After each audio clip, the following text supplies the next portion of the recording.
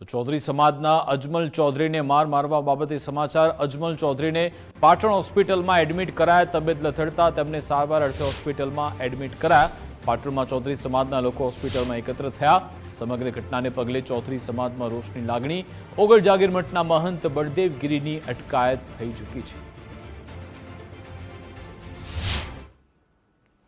જે રીતે બનાસકાંઠાના અગરનાથના અંદર જે રીતના ઘટના ઘટી હતી, અજમલ ચૌધરી પર જે રીતે મૂઢ માર્યો હતો, ત્યારબાદ જે સમગ્ર જે ઘટના હતી તેનું દ્રશ્ય બતાવવા માંગીશ કે જે અજમલ ચૌધરી છે તેમને હાલ આ ખાનગી હોસ્પિટલની અંદર હાલ રાખવામાં આવ્યા છે। જે યુવાનો છે, તેમના આગેવાનો છે, તે હાલ તો તેમની ખબર અંતે પૂછવા માટે થઈને આવ્યા છે। જેમના આગેવાનો છે, જે ખાસ કરીને ભેમભાઈ ચૌધરી છે, સાગરભાઈ ચૌધરી, તમામ લોકો છે હાલ તો અહીંયા હાજર છે। કહી શકાય કે એમની જે માંગણીઓ હતી, ખાસ કરીને કે જે એમના જે મુખ્ય આરોપી તરીકે જેમની એક માંગણી હતી કે જે બળદેવ ગીરીનાથ જે છે મહંત જે છે તેમને મુખ્ય આરોપી તરીકે તેમને લેવામાં આવે, તેમની છે લૂંટની ફરિયાદ લેવામાં આવે, તેવી તમામ જે બાબતો તે પોલીસના અંદર હાલ તો તેમને વાત કરવામાં આવી છે। પરંતુ હાલ તો જે બળદેવ ગીરીનાથ જે મુખ્ય આરોપી તરીકે છે તેમને હાલ તો અટકાયત કરવામાં આવી છે। ડીસાના રૂરલ પોલીસ સ્ટેશનમાં હાલ તો પૂછપરછ ચાલુ છે। કદાચ તેમને એફઆઈઆરમાં પણ તેમનું નામ આવી શકે છે।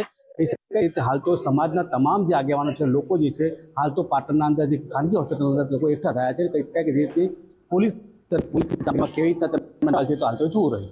અખ્તર મંસૂરી, ગુજરાત ફર્સ્ટ।